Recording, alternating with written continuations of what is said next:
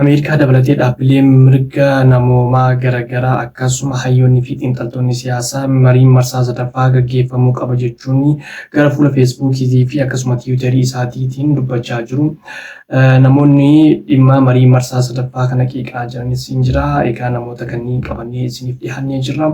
Akkasuma dhiyeenya kana KFO'n koraa taa'ee jira. Kora taa'ee sana irratti ibsa baase irratti waamichi karaa nagahaa mootummaadhaan cimuu qaba jechuun dubbatee jira. Akkasuma nageenyi dhufuudhaa fi qaamni dhimmi ilaalu hunda waliin ta'ee mari'achuu qaba jechuudhaan ibsa baasee jira. Ibsa KFO'n baase irra dhaabbachuudhaan mootummaan Itoophiyaas ibsa KFO irratti baasee jira. Dubbii himaan naannoo Oromiyaa obbo Haayiluu Addunyaa mootummaan qaama nagaa barbaaduudha. Qaamni nagaa hin barbaanne osoo jiraatee KFO'dha yookaan immoo Koongireesii Federaalistii Oromoodha jechuudhaan ibsa baasee jira. Egaa kanas qabannee dhiyaannee jirra. Egaa hordoftootaa fi dhaggeeffattoota keenya baga gara jiruu miidiyaa nagaa dhuftanii isin jecha. Namoonni yuutuubii kanaaf haaraa taatan sabskiraayib gochuudhaan maatii yuutuubii keenyaa akka taatan isin jecha akkasuma laayik sheer gochuun jajjabeessaan dhaamsa keenya. Osoo gara qabxiilee armaan oliitti hin tarin oduutu jira. Oduu isiniif dhiheessina. Oduu faana tura. Ana immoo oduu booda walitti deebina.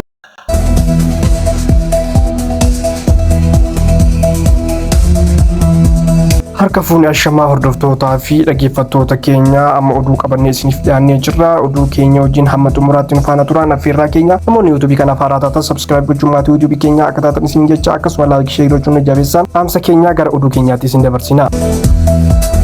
Dibdee siyaasaa Oromiyaa keessa jiru furuuf dararama uummataa xumura itti godhuuf mariin araaraa murteessaa ta'uu qaamoleen garaagaraa ibsa baasuu itti fufanii jiru. Gaafa Afrikaatti ergamaan addaa Ameerikaa Maayik Hamar rakkoo nageenya naannoo Oromiyaa fi Amaaraa keessa jiru karaa mariitiin akka furamuuf kan hojjetan ta'uu ibsan. Waraanni waliinii fi gaaga'ama lubbuu kumaatamaa yakka waraanaa fi dhiittaan namoomaa buqqa'insi lammiilee miiliyonotaa fi beelli hamaan haleellaa eenyummaa fi koorniyaa bu'uureffate waggoota 6 darbaniif Oromiyaa keessatti adeemsifamaa jira. Wallabdee waraana bilisummaa Oromoo fi mootummaa jidduutti jiru yeroo dheeraaf adeemsifamaa ture addunyaa jalaa dhokachuun lammiilee nagaa fi egeree Itoophiyaa irratti balaa hamaa dhaqqabsiisaa ture.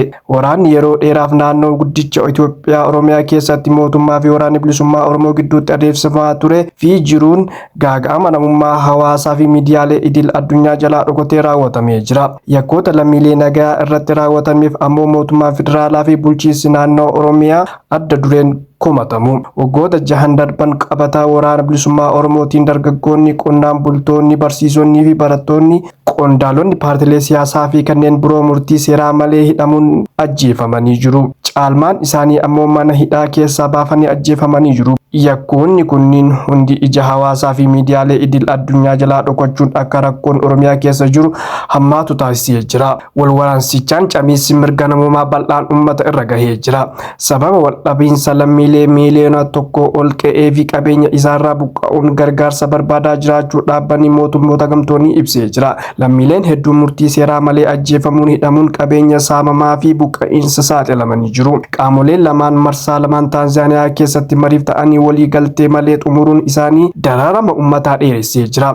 Waraanni gaaga'ama namoomaa fi waraana naannichaa keessatti hordofee kun akka dhaabbatuuf dhaabbileen siivilii, paartileen siyaasaa, namoonni siyaasaa, miseensonni paarlaamaa, abbootiin amantaa fi abbootiin gadaa gaafatanii turan. Qaamni wal waraanaa jiru uummata qabsaa jiruuf jecha dhukaasa dhaabuun gara teessoo mariitti akka dhufuuf waamicha dhiyaatee jira. Ameerikaa dabalatee hayyoonni siyaasaa fi waraanni Oromiyaa dabalatee naannoo biyyattii garaagaraa keessatti adeemsifamaa jiru dhaabachuun marii araaraa adeemsifamuu qaba jedhu. Qondaalee olaanaan KFO fi xiinxalaan siyaasaa Jawaar Mohaammed barruu gabaabaa gara fuula miidiyaa hawaasummaa isaatiin maxxanseen qaamni lamaanuu dhukaasa dhaabuun marii araaraatti deebi'uu qabu jedhan. Mootummaan Ameerikaa ibsa yeroo garaagaraatti baasee tureen waraanni Oromiyaa fi Amaaraa dabalatee lolli kutaalee biyyattii garaagaraa keessatti adeemsifamaa jiru akka dhaabbatuu fi mariin araaraa akka itti fufu gaafatee jira. Gaafa Afrikaatti ergamaan addaa Ameerikaa Maayik Hamar waraanni Oromiyaa fi Amaaraa keessatti adeemsifamaa jiru mariin akka xumuramuuf kan hojjetan ta'uu ibsanii jiru.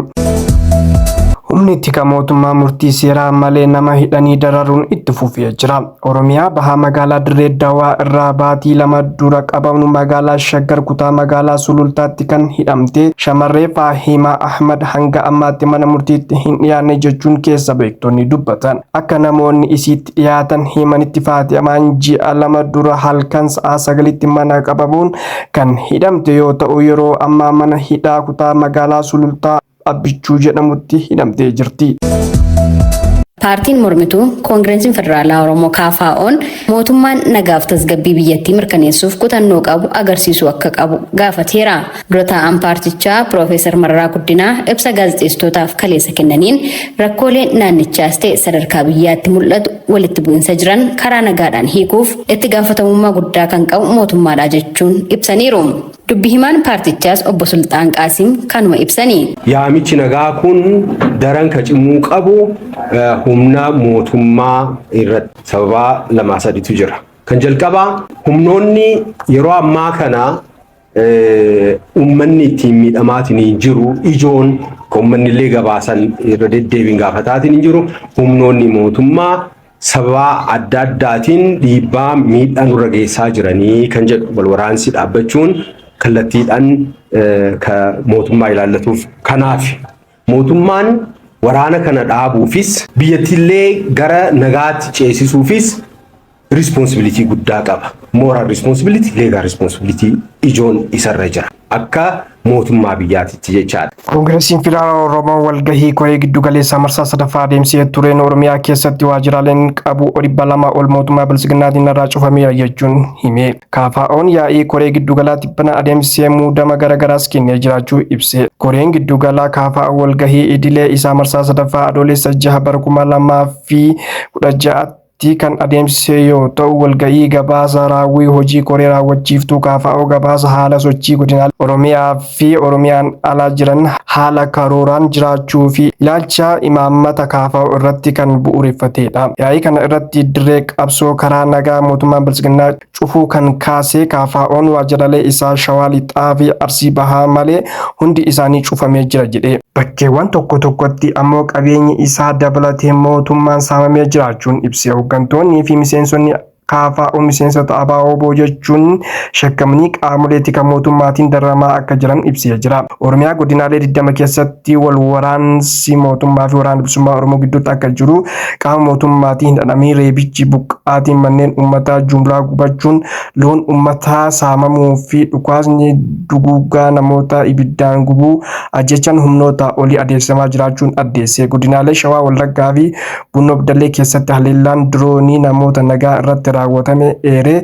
Paartiin Piroofeesar Mararaa Guddinaatiin durfamu KFO'n godinaalee Arsii fi Shawaa Bahaa keessatti loltoonni mootummaa gandoota hedduu ibiddaan barbadeessanii jiru jedhe. Mootummaan bilisiginnaa doorsisaa reebicha hidhaa ajjechaa fi buqqa'iinsa uummataa akka dhaabuuf uummanni Oromoo fi sabaaf sablammoonni KFO wajjin ta'uu dhiibbaa akka taasisan gaafatee jira. Dhaabbileen siyaasaa qabsoo karaa nagaa adeemsisaa jiran rakkoo mootummaa biyyattii keessatti uumaa furuuf gaaga'ama gidduu keenya jiru cinaatti dhiifnee waliin haa hojjennu jechuun waamicha taasisee jira. Yeroo wal waraansi babal'achaa adeemu keessatti osoo waraana hin dhaabin mariin biyyoolessaa gaggeessuun akka gonkumaa hin danda'amne paartiin Koongireesii Federaalistii Oromoo eeree jira. Paartiin Koongireesii Federaalistii Oromoo walgahii koree giddu galeessaa marsaa sadaffaa adeemsee ture murtiiwwan ijoo dabarsuun xumuruu ibsee jira. Kanaan wal qabatee miseensota koree hojii raawwachiiftuu KFO sababa adda addaatiin harca'an bakka buusee jiraachuun beeksise. Haaluma kanaan obbo Mulaatuu Gammachuu itti aanaa Koongireesii Federaalistii Oromoo ta'an kan muude yoo ta'u, obbo Asaffaa Angaasuu itti gaafatamaa damee bulchiinsaa fi faayinaansii godhuun akkasuma obbo Fiqaaduu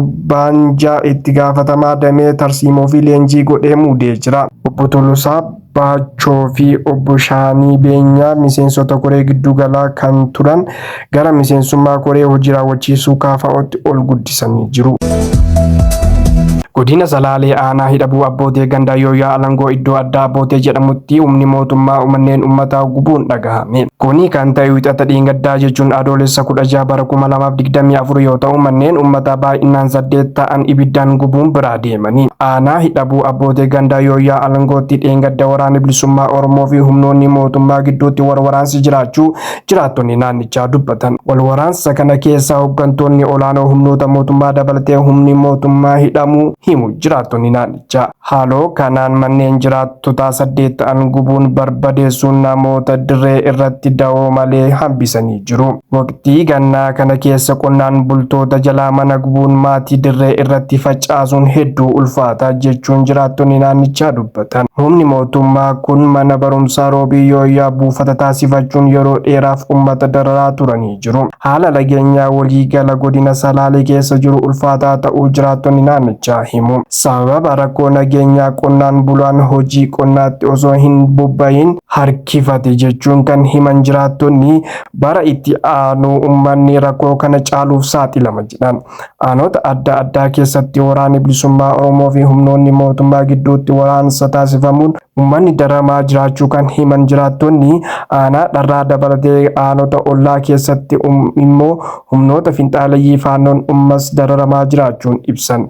Humni mootummaa fi humni finxaaleyyii faannoo Amaaraa qabatee waraana bilisummaa Oromootiin uummata dararaa jiraachuun itti fufee jira. Godina Salaalee keessatti rakkoon nageenyaa ulfaataa ta'uu jiraattonni naannichaa himu.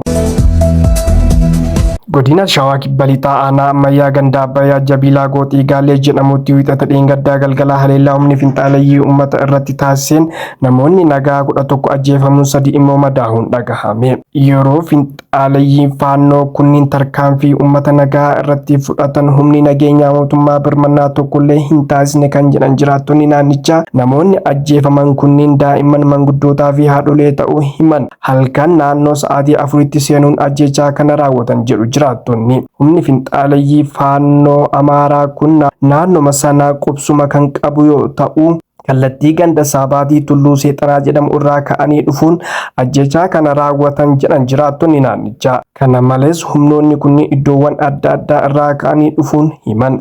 Kaleessa halkanis humni kun meeshaa dhukaasaa kan turan jedhan jiraattonni naannichaa. Raayyaan ittisa biyyaa humnoota finxaaleyyii uummata da'oo taasifachuun haleellaa raawwatan kanaaf eegumsa taasisaa hin jiru jechuun komatan jiraattonni naannichaa. Yeroo haleellaan kun raawwatamutti raayyaan ittisa biyyaa naannoo sana turuu kan himan jiraattonni uummata baraaruuf deebi'anii battala kana hin turre jedhan. Guyyaa kaleessaa yeroo reeffi namoota ajjeefaman kaasanii fi sirna awwaalchaa raawwatamu raayyaan ittisa biyyaa namoota reebaa fi ari'ee qabuu hidhaa kan ture jiraattonni naannichaa himan. Milishoota irraa meeshaa isaanii hiikaa turan jedhan jiraattonni uummanni of ittisuu hin dandeenye jedhu.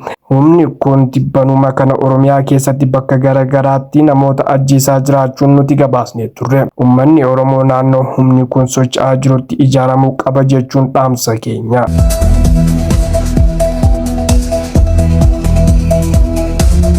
Egaa hordoftootaa fi dhaggeeffattoota keenya oduu keenya guyyaa har'aa kanumaan goolabnee jirra. Oduu keenya biraatiin hamma walitti deebinutti nagahan turaa isiniin jecha akkasuma qophii keenya wajjin hamma xumuraatti nu faana turaan affeerraa keenya namoonni yuutuubii kanaaf haaraa taatan sabskiraayib gochuun maatii yuutuubii keenya akka taatan akkasuma laayik sheer gochuun nu jajjabeessan dhaamsa keenya waan nu dhaggeeffataniif galatooma.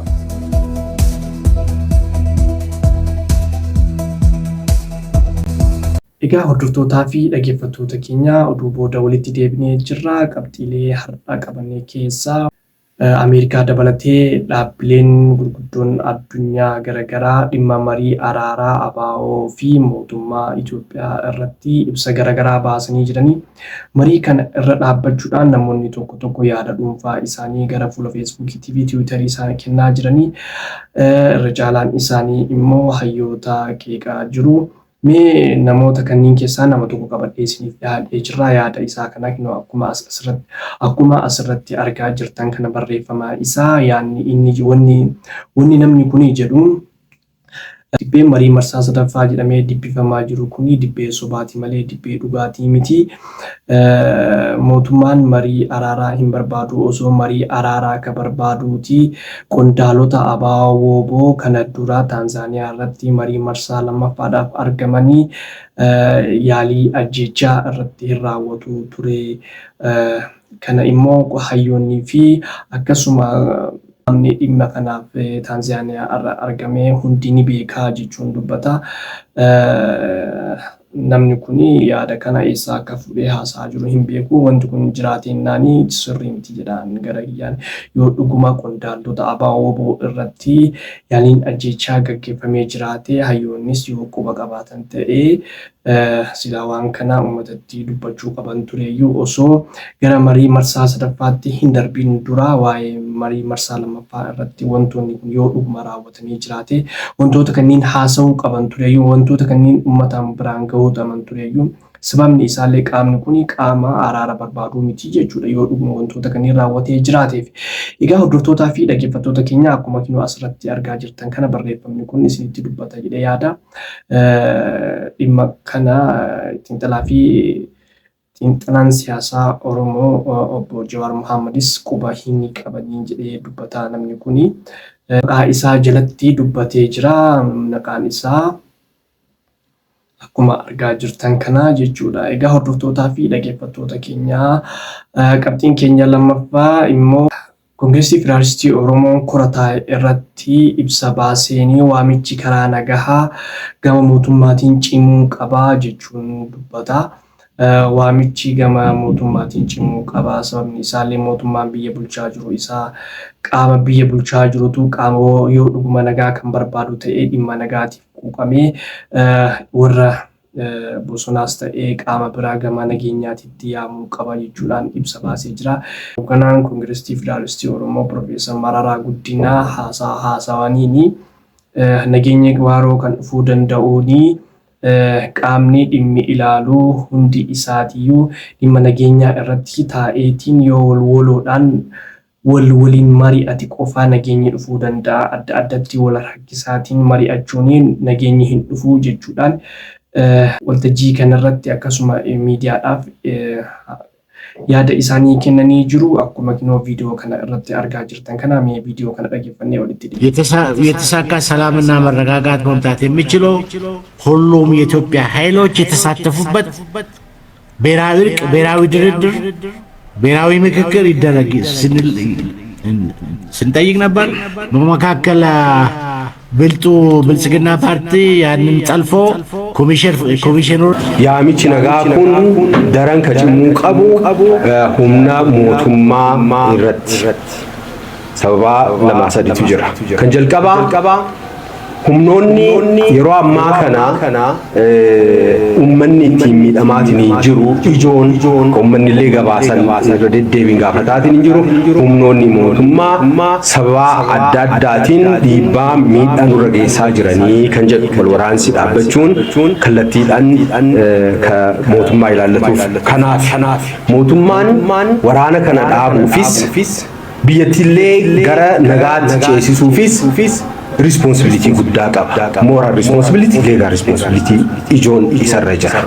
Akka mootummaa biyyaatti. Akkuma viidiyoo kana irratti argitanii Koongireesii Federaalistiin kora irra taa'e irratti waamicha nageenyaa gama mootummaatiin cimuu qabaa. Akkasuma immoo nageenyi Itoophiyaa keessatti dhufuudhaaf qaamni dhimmi ilaalu hundisaa waloodhaan waliin taa'ee mari'achuu qabaa yoo san nageenyi dhufaa. San dura garuu wal waraansi Oromiyaa keessatti ta'ee Itoophiyaa keessatti adeemaa jiru dhaabbachuu qaba jechuudhaan dubbatee jira. Ibsaa Koongireesii Federaalistiin Oromoo baase irratti mootummaan naannoo Oromiyaallee baasee jira. Dubbii himaan Oromiyaa obbo Haayiluu Addunyaa dubbii dubbate irratti mootummaan qaama nagaa barbaaduudha. Qaamni nagaa hin barbaanne Koongireesii Federaalistii Oromooti jechuudhaan dubbatee jira. Mee viidiyoo kana dhaggeeffannee walitti deebina. Nageenyi waaraa bu'uu fi hojiiwwan gurguddaa hojjechaa jira. Daabusuu qofa otoo hin ta'in waliigalteen biyyaalessaallee akka uumamu hojjechaa jira. Waliigalteen biyyaalessaa akka uumamu immoo komishinii araaraa kan yaadonni biyya kana keessa jiran keessatti calaqqisiisan namuu hirmaatee rakkoon biyyattii kun bu'uurarraa akka furamuu danda'uu fi komishinii dhaabe paartileen siyaasaas gahee isaanirraa eegamu taphachuutu irraa eegama. Gahee isaanirraa eegamu taphachuu dhabuudhaan kan himatamuu qabu KFO'dha jechaadha. KFO'n maddii wal dhibdee biyya kana keessa jiru akka furamu hin barbaadu.